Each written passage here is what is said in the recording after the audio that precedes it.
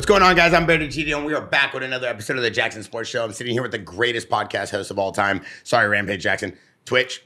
And I'm also sitting here with a legend in the game. Ladies and gentlemen, boys and girls, children of all ages, Kenny Roczen!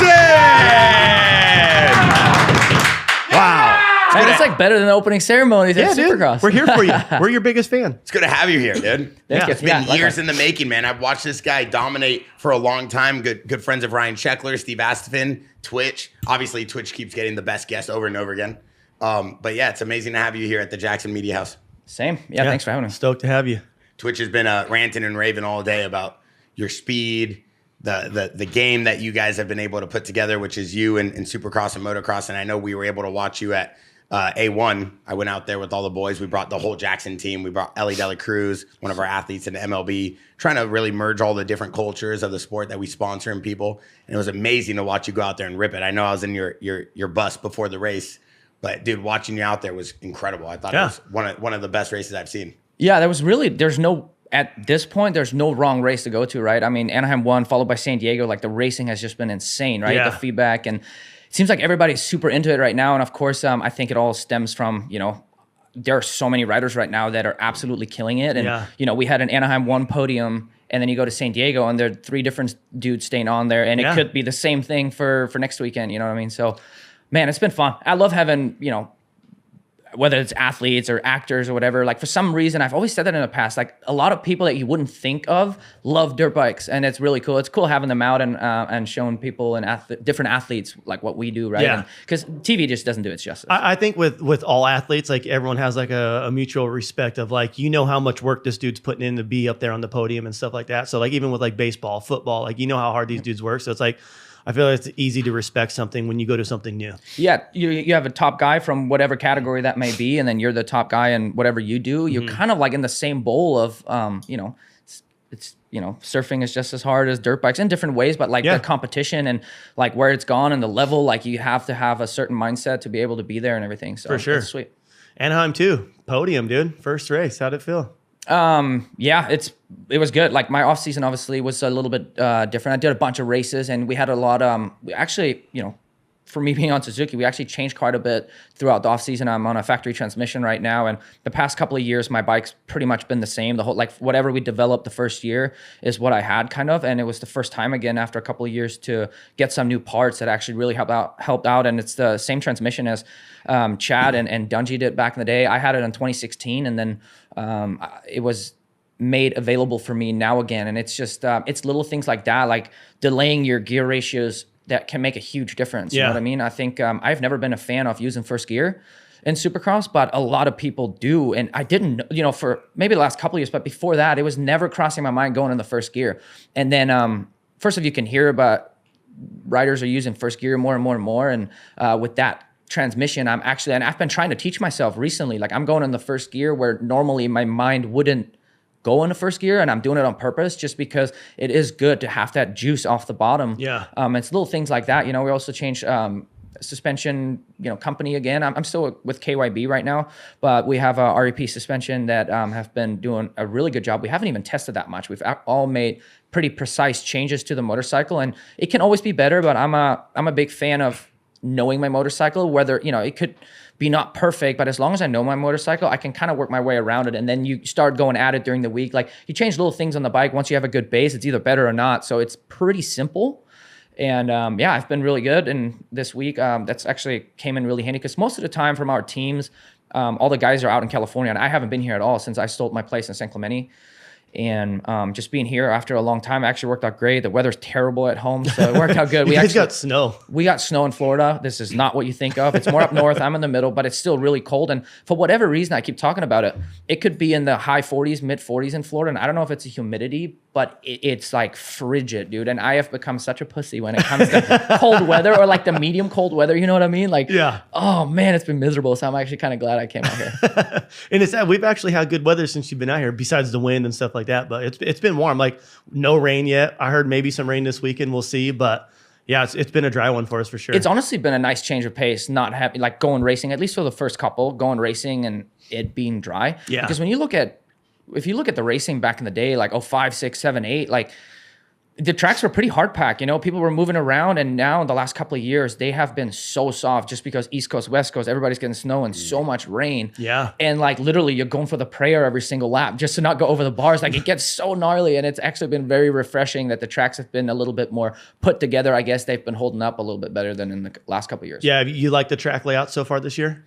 Yeah, it's been really good. I think going to San Diego, I think the track became not necessarily more tricky, but you look at the layout, it was pretty simple. There was no real rhythm lane, but we had the big quad jump, which was really the only rhythm lane, but we jump in and we jump out. But they have actually been able to keep the moisture in there pretty dang good for it being dry the whole time. And some of the key berms before the quad section and before the whoops, they were in the shade all day, so they stayed wet. Yeah. So those berms were actually getting super chewed up and ruddy. So I think it made for a great track. It was a lot tighter than Anaheim too. Yeah. And yeah, even when you have these little open areas, when a track's tight like that, there's not much room for breathing because you're trying to get traction, you know, like you're basically pinned the whole time. So it was definitely a little bit more cramped feeling the track, but I think the stadium isn't necessarily the biggest either. Yeah, right when I sat down, I that was the first thing I noticed. I'm like, this stadium's way smaller. But for the fans' perspective, it was sick. There wasn't a bad seat in the house. Like every seat had like an awesome view of the track for sure. Yeah. Yeah, I look at like the moto scene, and I asked a lot of people. Obviously, we work with Jet Lawrence and Hunter Lawrence, and I asked them, hey, how was the moto scene like growing up in Australia, and what kind of like motivated you to want to obviously ride?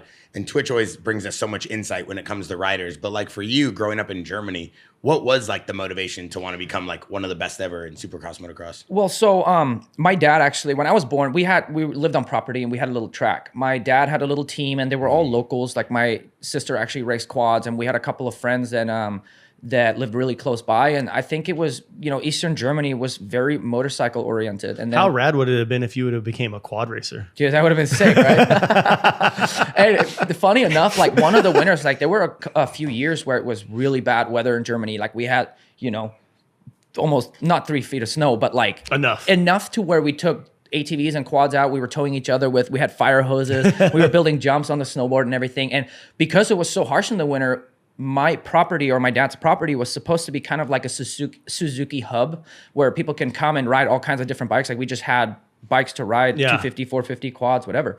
And during that time, the weather was so bad, we couldn't really ride dirt bikes. We had 3 or 4 of the like regular like dirt bike quads, you know, and we were ripping them all day, like basically using it as training in a sense. You're still riding. Well, it's quads, but it was super fun. It was, you know, frozen and we had a lot of snow. It was so much fun. And yeah, we just use it as training and stuff. So let's tell Suzuki to bring some quads out to bring Florida some quads for for opening ceremonies. I'll jump the finish line. So no, my dad had property, and then it was pretty automatic that I was, you know, gonna ride. And I started really young. We have some footage somewhere, but I was 2.5 years old, so way younger. Especially at that point. Nowadays, athletes get younger and younger and younger, but. I started with 2.5. I had my first race when I was 3. It was actually a supercross race. Like it was indoors with a tiny track and whatnot. But yeah, I started like that, and it was, I don't know, the path was luckily laid for me that way. Yeah. Wow. How, I remember I don't know, maybe last year sometime, Bierman was out there filming a project where your test track is. How was it hitting that big ass jump that he towed you in on? I honestly I feel like I go through phases throughout my career where like you're in tune with your bike, you're play riding, whatever, and it becomes a little bit more natural and it's fun. But then there's also times where I'm like, fuck that. I would not be jumping that thing, you know? Like that's one of those jumps. That's one of those jumps because there is no room for error and the consequences are just insanely big, right? But I don't know. I was just feeling really good. And obviously they build that full freeride track out there and then that big one. And it came super, like I wasn't planning. I'm like, oh, I may come out later on and go hit it. My whole team was there. My dad You were there testing, right? Yeah. Yeah. My whole team was there. My dad was there. And I'm looking at the jump and it thinks fucking huge. So like 150, 160? Yeah, like in between 150 to 160. Yeah, probably 160 to where you want to land. Straight double, not a tabletop, like a double. Yeah, and so I'm going over there, and they had a massive loader there. Like the thing was huge, and it made it look tiny compared to the jump. And you know, video never does its justice, really. But I came over there, and you know, I was looking around, and you know, you would think that my dad may go like, "Hey, son, like." Maybe not, you know, we're racing and whatnot, but no, he was like, he had his phone out and he was filming it, you know what I mean? I'm like, he's like, my kid's gonna jump this you're jump a sicko, right now. dude. Like, I really probably shouldn't have done that. I love it. And then we were right at the run-in right there, and I told him, I'm like, hey, like, let's, you go ahead, I'll go behind you. I just want to get a feel for the speed, but Take like a speed check. I'm not gonna like jump it. You didn't plan on jumping it. I didn't plan on jumping it, but I was right behind him, and I just went for it. It's just one of those things. Like I started, and I kind of like looked ahead because I don't want to be like right in front of me, and then all of a sudden take off. Yeah, I kind of like looked ahead, and I'm like, all right. We're going. Yeah, and then I went for it, and obviously I went a little bit short. It was a little bit too short for my liking. In the air, I was like, when you get that. The eyes get big and you're like breathing. You're like, oh shit. Oh fuck. Yeah. And anyway, I landed and it was fine, all good. But I actually ended up bending the freaking bearings in my frame up top, like where the triple clamp is. Yeah. And I ended up going back and jumping it like 2-3 more times. I'm like, I need to make this thing clean. You know what I mean? Yeah. So what a crazy, because I don't think anybody really thought I was going to jump it. You know what I mean? But it's just one of those things. Like I was feeling it and wanted to do it. And afterwards, you have that rush of all kinds of emotions and feeling, much adrenaline, happiness. Like, you know how it is. Us racers, we race and we have a pretty busy schedule, and the play riding kind of gets put on back burner sometimes. Yeah, you don't want to get hurt. Yeah, exactly. To so go do for your us, job. jumping these odd jumps is weird because we're not used to hitting this freaking massive ski takeoff at third gear wide. You know what I mean? Yeah, you're used to your triple and you're like double, triple, quad, like that shit. And then actually before Anaheim won this year, me and Levi and a bunch of people from a Sandbox, we ended up taking a shovel out and we shoveled just the backside of a triple takeoff. I saw that. And you know what? And again, on video, it doesn't look that gnarly, but like you had this double and I honestly on the 450 had to almost go wide open to be able to make it. It had a little kicker up top that I didn't love, but just takeoff to landing, they both could have been takeoff. That's how steep they are. Like again, you come up short is not really a good thing. So, but it's these little things that get you so in tune with yourself, with your bike. It keeps you excited. It keeps it fun. So like, sometimes you got to take a little risk. When you guys are track day in, day out training, like it like everyone says, it turns into a job where it's not enjoyable sometimes. Even though you're riding your dirt bike for a living, sometimes it's hard on you. It gets bored. Like you need to keep it fun sometimes. Yeah, and on day in, day out, like keeping your mind, there's certain weeks where you're really on it and really paying attention to detail, making a difference, but it also becomes monotonous sometimes. And then you tend to fall into this kind of like tunnel vision of doing the same movements. Like I always try to mix it up with, even if it's slower, but I hit different rhythms than, the other day. Yeah, exactly. Just to, not worry about what the actual lap time is, but making whatever the second option is work. Yeah. Sometimes you're not going to be able to take the fastest lap when you're at the races. Like someone's going to be in your line. You're going to be lapping someone like. Yeah. And so then something as stupid as popping wheelies for 5 minutes, like trying to scrape the fender, which it's kind of hard on our bike actually. It's really hard. They're geared so long too, where like you kind of have to go slow in a sense. Yeah. And you constantly have to be on the clutch or else you'll stall it. So I guess this setup is not perfect, but something as stupid as that, doing nose wheelies, doing little transfers, you go on the track the next day and your bot, like you just feel loose. Something's different. Yeah. You just have fun. Yeah. And then you go to a new track that you haven't ridden and you see a potential jump or potential quad. It's going to feel a lot more familiar with the distance and just hitting something that's, quads are not like something that you do all the time. Yeah. I mean, we have them almost on every track now, but sometimes they're not jumpable. Sometimes you look at them and you're like, I don't know, but risk versus reward. Yes. And then you have a little bit of that play writing. It's something where you look at it and you feel more in tune. You're like, oh no, I got this. Like I can actually do it, and you grease it. So there's just little feeling differences, at the very top level that make a massive difference for sure. After you did that big ass jump with Bierman, didn't you win that race the next weekend? Yeah. And it's funny because Tyler, he was doing an interview with Red Bull and he's like, mark my words, he's probably going to be on the podium, or he may have even said he's probably going to win. You're going to win this weekend. And then sure enough, I mean, I went to the race not really thinking about what jump I hit, but it's just funny how it works out that way, right? Like, what is it? Is it loosening the nerves? Is it getting you feeling like more comfortable on a bike? What do you think it is? You're just having fun again, like I don't know. It's just something. Yeah, it just clicks.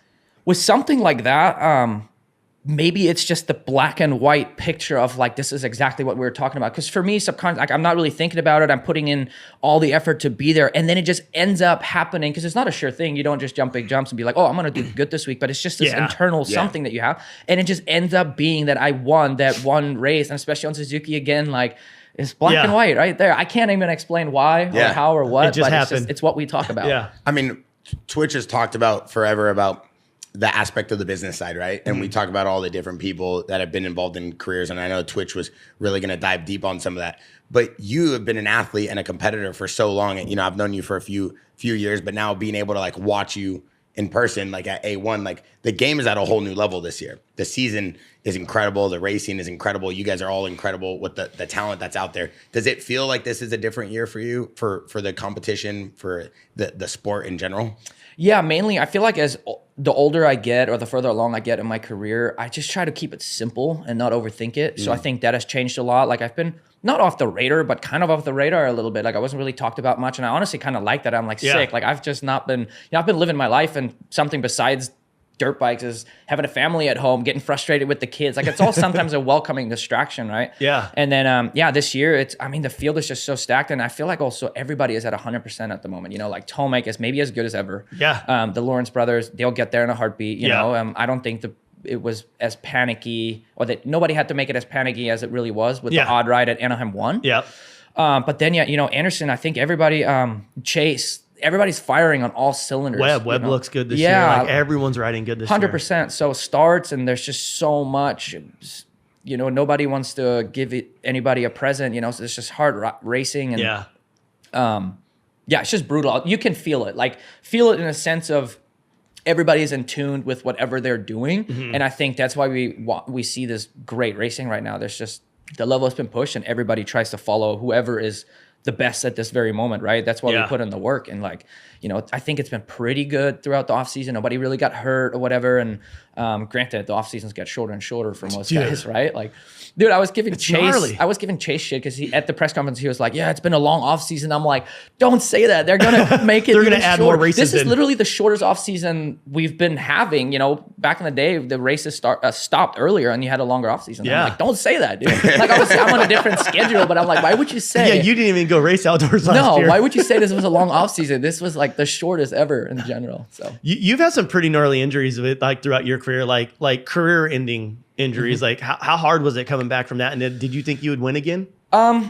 So 2017, obviously, when I did my left arm, right, that was by San far. Diego? Yeah, Or was that A2, Anaheim? A2, yeah. That was by far the gnarliest. And I really, really secluded myself from the sport a lot during that time because there was a lot of unknown, right? I Didn't know what was going to happen. Yeah, and honestly, the first 4 weeks that I was in the hospital, that time is a full blur. I remember bits and pieces, but you're pumped full of medication and everything. That was a gnarly crash. It really was, yeah. And right at that moment, I didn't want anything to do with dirt bikes. I didn't know if I was going to keep my arm. Never mind racing. You know what I mean? Steve was just in here, and they were talking about oh yeah, we might amputate this thing, and he's like, we're getting him on a plane and we're taking him somewhere else. Yeah, it was no joke. And like I said, it was all a blur. I don't remember a whole lot of details. But at that point, I was so far out from riding, practicing, doing what I do that I really was like, you know what, I'm going to take time off. I'm not going to follow the sport right now. And don't want to see anything to do with it. Yeah, and it was a little bit of once the ball got rolling again, I was laying in the grass listening to podcasts, and I flipped the switch, and I was like, you know what, fuck this. I'm going to do this. I'm going to go full fucking board. I'm going to be very vocal about it. Yeah. Because I feel like that holds me accountable. And that was the pure mindset that I was in, So that helped me, obviously, getting back to racing. Having that goal to work for and knowing I'm going to be a badass again. But honestly, at first, my parents have been separated for a long, long time. They've always had a good relationship. But then once my parents came over, they were still in Europe, right? It's got to be hard to watch your son just see that on annihilate TV. themselves, Yeah, and they came over, and for a while there, it felt like it was different. We were sitting at the dinner table together. We were having breakfast together. We're going through our days. It just was felt like the old days. Best family feeling that I've had when it comes to my side of the family, besides that I have my own now. But it was the best and most mellow and easygoing. We were on the boat. There wasn't really anything about dirt bikes. It just felt like a normal family that is not in the sport. So that was really refreshing. But the one problem with kind of taking myself out of the sport for a little bit is that when I did start racing again, first off, my arm I felt still super fragile.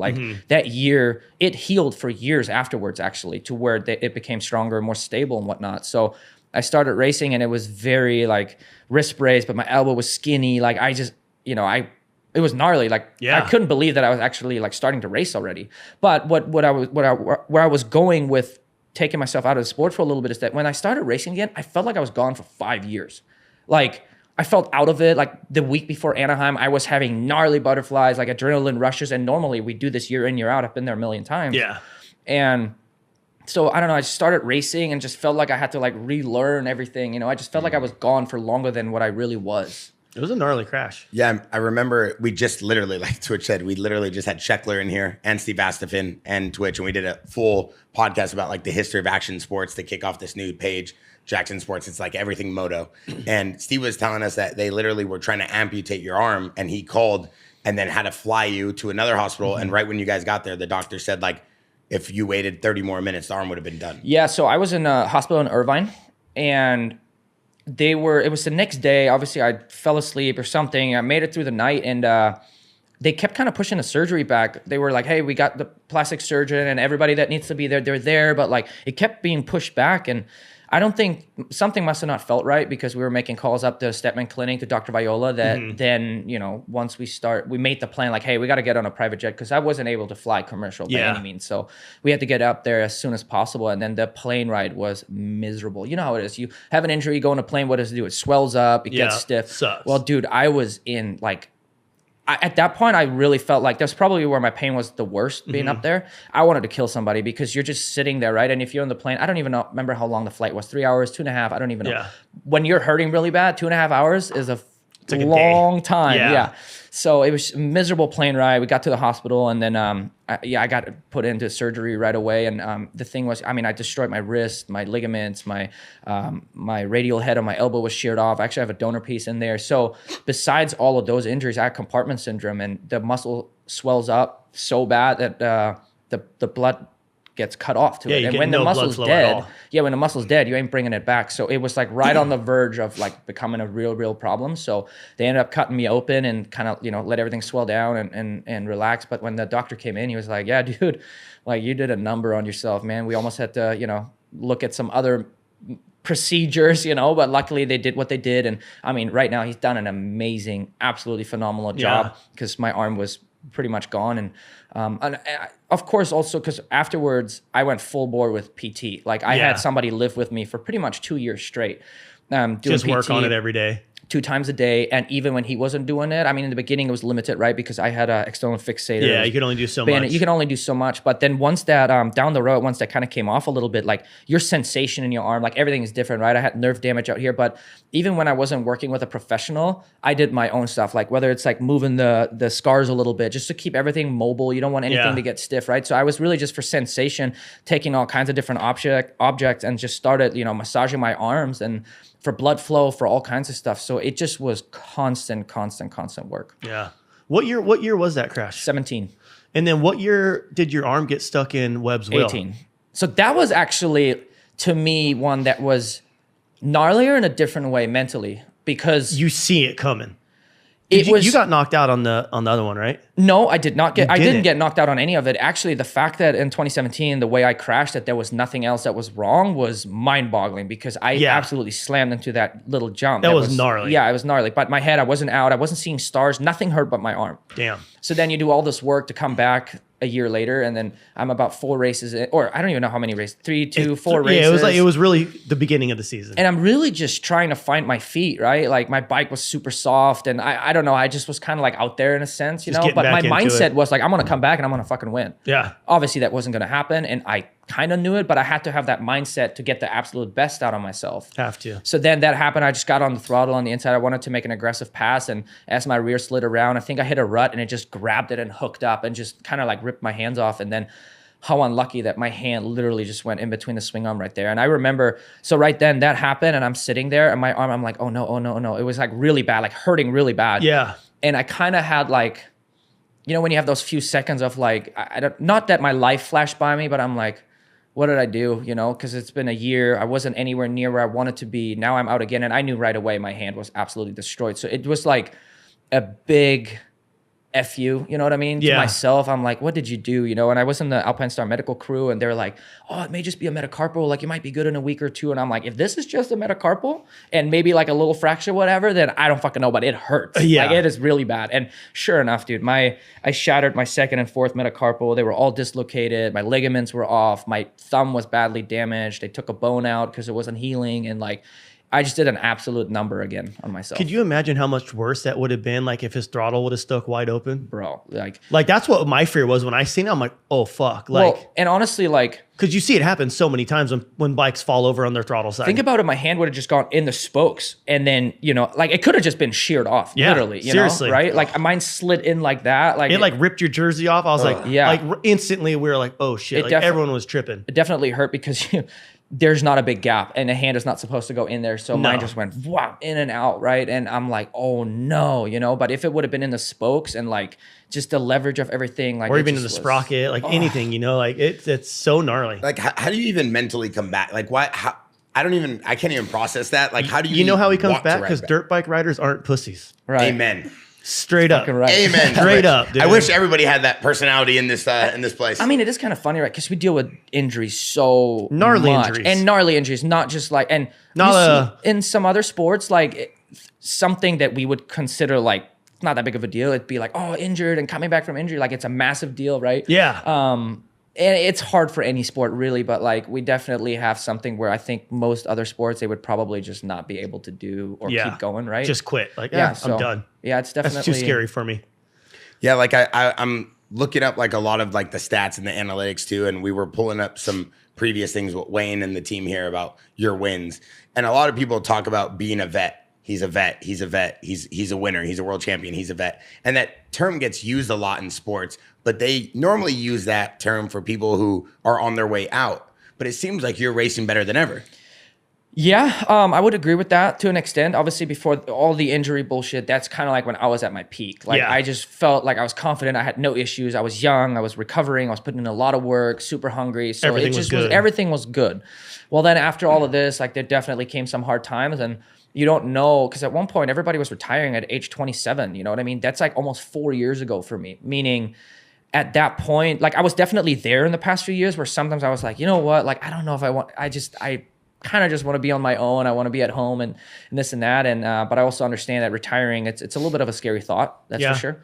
Because we're busy, and I do believe I function best under stress. As much as it sucks sometimes, you want to be home, you want to do that. That also gets very old, And, we're just used to constantly being on, and now a lot of us have pushed the age limit back, right? Like Tomac, everybody that's kind of in the front. Not everybody that's in the front, but a lot of us top guys are in the 30s and past it. And can still win. Yeah. But of course you have, the people that are in their early to mid 20s, like they're definitely, it's just a different mindset. Like you're just... I get it, like retiring early, like when you're hurt all the time and you're riding through injury and it just sucks. But I feel like a lot of guys, when they retire early, they kind of like, you don't know what to do with yourself after a while. You get bored, or you want to come back. All of them. Or you regret like, maybe I should have raced a little bit longer. Like, but then I also get like, man, I get no time with my family. Like when you start having kids, you're like, I have no time off. Like, what do I have? Like 3 weeks off before I get to get back on the road again? Like, so it's definitely hard and it's stressful, but it's like, it's something that you have to deal with yourself, 100%. And honestly, I would almost bet that every single person that has retired at age 27, and we can talk about names like Ryan Villapota, I think they would admit it.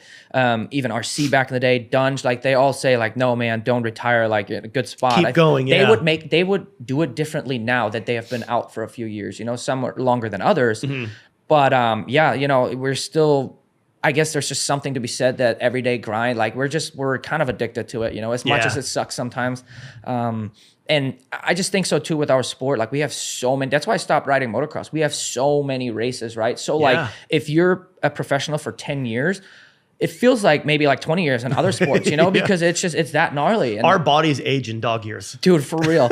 No joke. And so it's just, we have a lot of racing going on. I think that's why you originally, you've seen people stop earlier, but we're trying to manipulate it a little bit. And I think things are changing, and now we're all kind of going longer. And I guess at some point you just got to stop caring and race for yourself. Yeah, and who cares what everyone else thinks? Yeah, like I just want to be out there. And if I suck one weekend, fuck, so be it. You know what I mean? Like it's life. It's reality. Like, I feel like you're in a pretty rad position right now because, like you said, like your off season was different. You got to have fun this year. You got to go on the boat a lot. You got to hang out with your kids. Like you got to go do random races. Like I feel like when you keep it fun like that, it keeps it exciting for you. Yeah, 100%. No, I'm full on board with that. And then the cool thing with my schedule right now in the summertime, like I technically, can do whatever I want. And, sometimes it's racing outdoors, 1 or 2, but in general, it can go to the beach house. And honestly, now after being out here for a week, and I hit you up a while ago, maybe in the summer, like I want to come out and hang out for a couple of weeks, have a dirt bike without like racing or like training for anything. But like, I just kind of like, I want to hit a few ramps and like before Anaheim won the few years when you're riding for Hart and we all went out and rode Ritchie Canyon. Totally, like that was so much fun. So much fun. It's been a long time. And yeah, I just kind of want to come out, have fun, ride a little bit, jump some rams, whether that's Bona airing or getting nasty out of it. I just kind of like want to do some things that have nothing to do with my job, what I mean? But still doing the same activity. Yeah, exactly. Be cool. Do you ever feel like the pressure of how like supercross is, I wouldn't say like a super mainstream sport, but it is. But do you feel like how it's blowing up right now, it makes you want to like stay on longer though? Because I feel like some of those guys that retired early, maybe retired early too because of the present day of where the sport was at. But now it's becoming so popular and so big. Is that also something that like entices you to keep going? Well, I can tell you one thing. It is a lot more fun racing in a sold out Anaheim than just having a few asses in the seat. Never mind COVID when at that point we took whatever we had. We wanted to race, stadium empty. How lame it had to have been the worst thing ever, dude. But now, like, it's just honestly, it's everybody else's excitement, because you can hear it in everybody's voice. It doesn't matter what podcast you listen to, what interview, like everybody's so psyched at the moment. And that's what makes me so psyched about it. Like the racing is good. And if I can be somewhere up front, throw my name in the hat, like that's what I'm working for. You know what I mean? Just do some cool things throughout the season. I hope that I can somehow get a win again as well. And I just really want to be there. And then being part of just the elite still, being in the 30s, like, there's definitely something to be said there. I feel like moto as a whole is like thriving right now. Like you said, with seeing Anaheim 1 sold out, San Diego's completely sold out. Like it was pretty gnarly. It's cool to see that many people still stoked about the sport. Yeah. And there were some years where it just was not like that. It just wasn't coming out of COVID. Some people were still scared. They didn't want to leave the house. So this year is definitely different. I feel like the whole vibe of like at Supercross was just so rad this year. Yeah, and it just seems like over the last couple of years, the attention has just become a lot higher. Moto's getting bigger again. Yeah, and honestly, you have a lot more characters in the sport too that are shit talking and whatnot. Yeah, people are actually having personality. Yeah, and it's a good thing though. And you can be on board with that or not, but like at this point, it's an accumulation of a bunch of things. But like right now, like you said, the sport is thriving, and it is awesome to see. It's awesome to still be part of it. I couldn't even imagine like seeing all this and the racing, and then I'm sitting at home on the couch where I'm like, man, I could still be there. I should still be there, and then I'm not. So that's like, I definitely have FOMO, you know what I mean? And that's why I'm kind of taking it year by year, and I don't know, just seeing what it gives me. I think you'll really know when to hang it up. You're just, you're going to feel it. It seems like you're enjoying it right now. Mm-hmm. Yeah. For me, I mean, like even Jaxxon, we're like the #1 men's jewelry brand, and I'm looking for like the future. And so last year I had told Twitch, I'm like, dude, I really feel with the moto and you guys and the Lawrence and like the Lawrence brothers, and then you have guys like Roczen and Jorge Prado. Sheckler's in here every weekend, and Sheckler's like, yo, dude, like I'm training in here. These guys are training right down the street with Joe Cancelleri. Like, let's get behind moto. And I'm like, Twitch, let's do a show. Like we're all in behind moto because I also see it as from a cultural standpoint, something we can authentically get behind. Cause I feel like it is so like, it's one of those things that's untapped. Like I feel like none of these guys have the right mainstream media behind them. None of these guys have the right imagery behind them to help them transcend. And very few guys have done it like yourself. And you can arguably say right now that, a few years ago when it was still like some people that are retired right now, everybody was sheltered. Like nobody really had something as simple as wearing jewelry. Nobody was wearing jewelry. Like it was just very like job in and out. Like we're just very old school. Now some of the generation that come in, you see them, they wear jewelry and like they're wearing dope outfits. Yeah, like you showing up in a suit at all the press conferences. They're putting in an effort. Breitling, like they're putting in an effort into their image, and that there was just a time period where that didn't happen. And now you have more of the young guns, and it's just I guess we're just starting a new generation, and hopefully, with all that, I feel like the new generation and some of you guys are like still trendsetting the sport, and like we were talking about with having personality. Like before, you would get guys on the podium that would just thank every single sponsor, and then that would be it. It's like you knew already what you were getting before the interview even started. It's hard for a fan to relate to someone that's like that unless you're like that 9-to-5 worker. You listen to everything that you're told to do. Where it's like, when you'll get on the podium, you're like, yeah, that sucked, or I sucked, or no, that was really freaking fun, or when dudes are talking shit, like it's been very sheltered. In that area, right? Yeah, and so now it's way more relatable now. I feel like with Yeah. people talking crap about each other and just having fun on the podium Yeah, and and- actually smiling and laughing, you know? I was kind of like a little bit of the start of like, I don't even care. Like I'm saying like, hey, I'm sick or I feel like shit or everything was great or whatnot. And then you're always being put out like you're making excuses. And I'm Yeah. like, I didn't say that that's the reason why I didn't win. I'm just saying like I struggled with this today and Yep. that's what it was. So then, but now like even Chase does a really good job. Like he just is out there like, hey, I'm not comfortable with the bike. My front sucks, my rear sucks. I don't know. Yeah. But like now people can be like, oh, and then you watch it on the broadcast too. And you you can see the bike, actually yeah. build your own picture about what you see from the outside and Yeah. stuff. So. It's cool to have like that insight from you guys. Yeah, even Jet, like after A1, watching his video on Instagram, if people saw, he's like, hey, I can only go up from here. And he's like making light of it. But obviously, he's a fierce competitor. And he obviously had a good season last season. Yeah. But to be able to come out and do an Instagram video like that, I feel like being comfortable in your own skin is what sets imagery, builds character. You come from a guy who's like a legend in action sports, Steve Astafin. You guys have done incredible deals. How is the economics of like being a racer, you feel different from back when you started versus today? You think sponsors are more on board? Is it becoming still like, hey, they want you, or do you have to go work with them? Because we see so many deals now centered around Instagram posts and the way you have to wear certain things at events. Yeah, I mean, obviously, Instagram is a big deal in the modern age now, right? Like with followers and all the analytics that go into that. So if you have that on your side, that's definitely a massive help. For me, you know, unfortunately, the injuries just took a little bit the wind out of the sails, because if I would have done in 2017 that I was about ready to go and do, and you know, there was so much more cool stuff that we could have done, and unfortunately it all kind of like fizzled down when I had that. And you know, nowadays actually it's a little bit of the breath of fresh air for myself. I'm at home, I'm with my family, I go practice, I go race.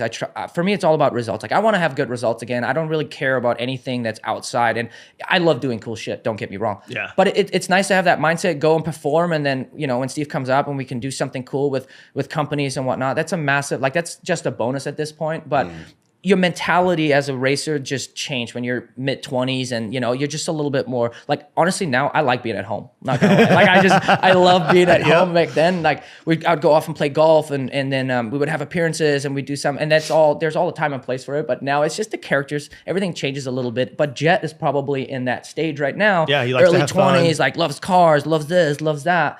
And that's a good thing. That's exactly how I was, you know. And then once you become a little bit older, you stop caring a little bit about that, and then you just, you know, you like being at home, playing with your kids, and I don't know, building stupid jumps. And I feel like you have to go through those phases in life to figure everything out. yeah, like it's almost like not your asshole stage, but like you go through a time where you're in a different mindset, and then that can come across wrong. And that point, you think everything's good, and then down the road, you look at yourself and be like, like yeah, whatever. Like I wish. Did you see how I used to spike my hair? You see that chain I used to wear, like shit like that. When did you have hair? Like 30 years ago? 30 years ago?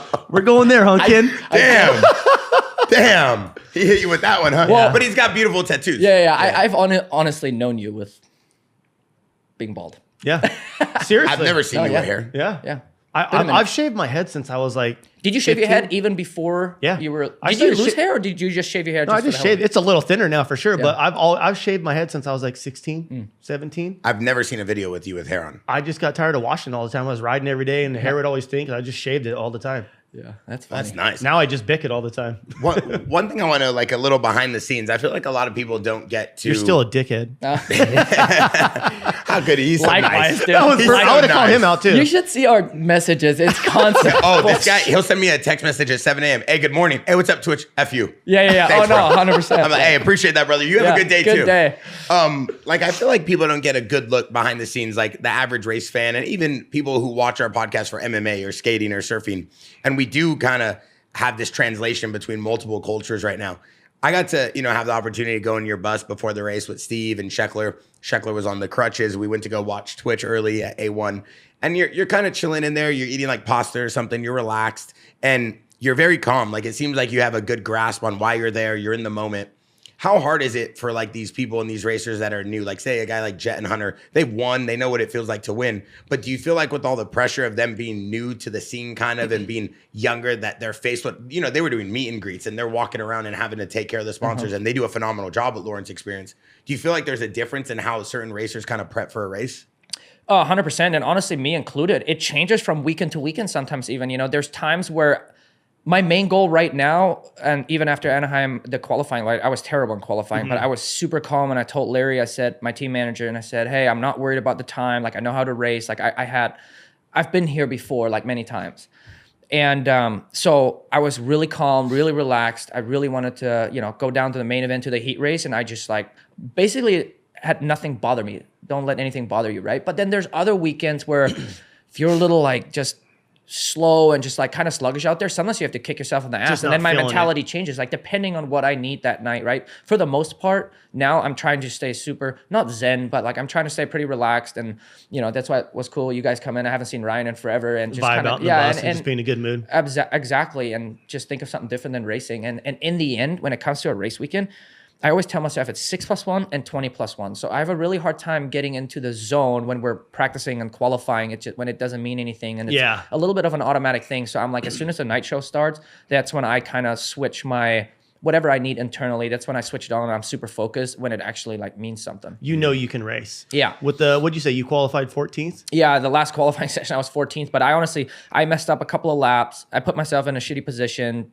Just a lot of people. I messed up. Then I got messed up, and before you know it, 10-minute practice, it's over. And did you change your bike much from qualifying to the main? No, not much at all. I think I raised the sag a little bit, but I've actually been able to keep it pretty much similar. The same, which is nice because then you just focus on racing and you learn your bike, and even if it's not perfect, but you kind of know what you're getting. You're good enough to where you can adapt to it and figure it out. Yeah, it's cool though, because I feel like a lot of people, I mean, Twitch is very like, he's probably one of the most humble like superstars you'll meet. And like same with Sheckler, same with yourself. But a lot of people don't get that look or that touch at a race, like during a race day. So to kind of watch you as, you're super well qualified, obviously. You have a great pedigree and awesome accolades. But to sit there and watch you kind of just zone out, most people wouldn't be in that mood or even allow that. They'd be like super focused. I don't want to do anything. If you go see like NHL or NBA or MLB, even MMA, like MMA guys sit in a room by themselves with their coach hitting pads and they have like music on. They don't say hi to anybody because they're getting in the moment. Do you feel like there's a bigger difference between sports that you have to wear like a helmet and you kind of can like shelter in your mindset versus sports that you're exposed? Because I've read a whole article about that sports that kind of you put on goggle, you put on a helmet, you can kind of like seclude yourself better. Do you feel like there's a mental switch there? Yeah, there's probably something to that, honestly. Like, because when you're down there, it's really just me and my mechanic. And when you have a helmet on, you're on your own, which that's kind of like the time. But realistically, like, I like to give my energy like just before the main event, like let's say the 30 minutes before, right? That's normally when I'm like, okay, like we're about to go. But anything before that, like if I get too serious or I just feel like, we do this every single weekend. It can just become like, kind of just drain yourself before you start thinking about it too much. It does, exactly. Yeah. Because at this point, like there's no point 2 hours before the race getting like, kind of anxious and really focused or whatever. I don't know. I just feel like it's a little bit of a waste of energy. So I try to keep it lighthearted. And that's just me. Everybody's different. Everyone's different. And then I go down to the line and like what you said, we're kind of away from everything. It's me and my mechanic. We have the helmet on and I can kind of think about what I want to think about. I don't have to talk to anybody. You know what I mean? There's no distractions and I can kind of get into my little zone. But I do that like right before I start racing. Just there's no energy wasted on something that is unnecessary. And that's just how I go about it. I always remember when I competed, like when I would go do track walk and look at the course and stuff, I would always look at jumps. I'm like, dude, that looks big. Like I would get nervous. You get anxious, yeah. But then when I would get out there with my helmet on and look at it, I'm like, oh, I'll jump that, no problem. It's like I felt safe when I had my helmet on. And I remember like whenever I'd be on the line, as soon as I'd put my helmet on, I'm like, all right, fuck you, watch this. Like, it was like you kind of said, like, I never really thought about it like that, but that was my thought every time I put my helmet and goggles on. And like, I think everybody gets a bit anxious. Like, it's just normal, right? Like, you go, same with us on track walks. Sometimes you look at something, you're like, fuck, that looks kind of big, whatever. You don't know. It always changes when you have your helmet on. Sometimes things are harder when you're like, oh, I can do this, this, and that. Yeah. And then you're like, oh, no, that was not, I cannot. What was I thinking? But in general, you put your helmet on, you're just in a different, it's almost a separate character in a sense. Because, for sure. Yeah. That's just no, it makes sense. It was an interesting article. It was a good study about just how the mindset of different professional sports athletes, it's kind of just like sheltering their mindset and they can kind of get into a different stance. But you kind of nailed it on the head. It's more of a zen. It's more being able to kind of control. It comes with veteran experience and also being a professional. Well, that's why he's 31 and still doing it and still having fun doing his job. Dude, when I was younger, it was the complete opposite. I was like, and I listen to music sometimes too, but like I would be on the line, I'd be freaking like really trying to get my, and there's still weekends where I feel like I need that. I need to force it a little bit when you're just a little bit like too luggish or whatever. You know, not every Just to day get the you're heart gonna rate up a little bit and go, yeah. Not every day or every weekend you're gonna be the same fired up. You know, sometimes you need a little bit of extra. And then when I notice that and it registers, I'm like, okay, like when the time is right, like I'm gonna freaking, you know, I'm gonna try and hype myself up depending on if I feel like I need more aggression or need more energy. And you can manipulate your brain like that, like for the better. Yep, for sure. So sick. Last thing I have for you, Kenny, is what is it there, like as an accomplished athlete in your sport, and we've asked certain athletes in this in every sport, it comes to a point where you win and then the winning stops feeling that good, stops feeling that great. It stops feeling a certain way and then you like keep searching for something more, just Opposite like any high. Is it the opposite? It really is the opposite. Honestly, my last few wins, because also they started, you know, there's more few now than there used to be. But going back to my first win after my injury, so that was 1,092 days, big deal. But honestly, then once I got back on a Suzuki, because also it's a mental battle sometimes, right? Like you're leaving a factory team, like I was in the middle of nowhere. Yeah, how was that? I didn't doubt myself or whatever, but again, like I've had a couple of bad years or whatever, like it just wasn't good. You're not at the same confidence level where you're like, okay, I can do this. So I had to really kind of find my path in a sense, right? And then just going with something that was really against all odds, right? I was doing good on the Honda. I was with Yari's team and the Firepower team and came back after winning King of Paris. And that was a big deal. So I had something that was already pretty established, but I did go to Suzuki open-minded. And after I rode it, even though like 70%, I was like, man, I'm probably going to go with that, but I want to stay open-minded and not just shut it out. Well, sure enough, I rode the bike. And there was a lot of work to be done to make it a winning bike. Like I knew that right away, but I was looking at the structure and at just the bones of the bike, right? We've done 1 million laps and just figuring out, like, I really thought that I can do this, you know what I mean? And that doesn't mean you're able to go out and win, but like, that's the path that I wanted to do and what I wanted to do. So then I started winning in Indianapolis in 2023. Honestly, that was probably my favorite win of all times. It just was against all odds. I was on a bike that, you know, arguably is outdated. No one thought anyone was ever going to win on one again. Yeah, or let and alone honestly, podium. and I think why it felt so good because every time I came, my team, it was late in December. Like we couldn't do much testing before the season started. So we did a lot of testing throughout the season, which is always tough because you're going to the races with something different all the time. Yeah. And even testing at the races. So it was hard. But then like, you know, we're in Florida and I'm testing. I tested, what was it? I think it was Tuesday, Thursday, or maybe even Tuesday, Wednesday, and then ended up riding Thursday. It was something along those lines. And every single test day was till 5 p.m., 6:45, 5:30. All day. And dude, we were out there with a flashlight on my clutch, like we were doing something. It was pitch blackout. Like you couldn't really ride anymore, but we were, and it was a grind, but that's because I really wanted to make it happen. Yeah. And it was pretty cool actually, because Larry during that time, after that week, and actually I had press day on Friday. So that's Friday before the race. I had press day. And we made the plan like, hey, I'm not going to go to press day. We have some things to rule out. So I'm going to go Friday, show up at the sandbox. We're going to try a couple of things. And then based on whatever we learn from that is what we're going to go in the weekend. Well, it ended up being, I was riding till 5 p.m. Like ridiculous. It was Friday before the race. You didn't even have a chill day. Bro, I went to the race on Saturday and I sat at the starting gate and I'm like, I cannot believe I'm riding a dirt bike right now. I almost felt so awkward on the track because I rode too much. Like I was just emotionally, my hands Just felt drained. like they were bleeding. I was drained. Like I'm like, man, I can't believe I'm actually riding a dirt bike or racing a dirt bike right now. Everything felt foreign. Like I rode too much, you know, but there was some work that had to get done. And then the cool thing, Larry said afterwards, you know what? He didn't really know because we're all still learning each other, right? And then after that week, he said that I showed him that I'm actually for real and not just trying to bridge the gap of like being with the team for a little bit and then move on to something else. Yeah. Like and it's You true. put in the work. I put in the work because I wanted to make it happen. And that's when we started becoming or having a really special bond. And he's right now to this point, like the favorite team manager I've ever raced for. That's because cool. we are really a team. We go down to the line. We make a plan together and we execute that plan. And it's just an insane working relationship that I so much appreciate over the last 2.5 years. Truly special. And it's got to be cool too. Just like I remember being a little kid watching Larry Brooks back in the day, like be such a badass rider. Like I was always a fan, and it's got to be cool, like knowing like your dude used to go race supercross, you know? Yeah, it's a sense of, you know, I'm almost proud because I've seen him work for teams that are B teams, whatever, you know what I mean? Like just teams that are, you know, not really in anywhere near winning or podium, right? But then back in the day, he was with so many greats and knocking off championships, right? But then it seemed like he never changed about the sport, you know, whether he was working for a top-notch team or a team that wasn't necessarily winning.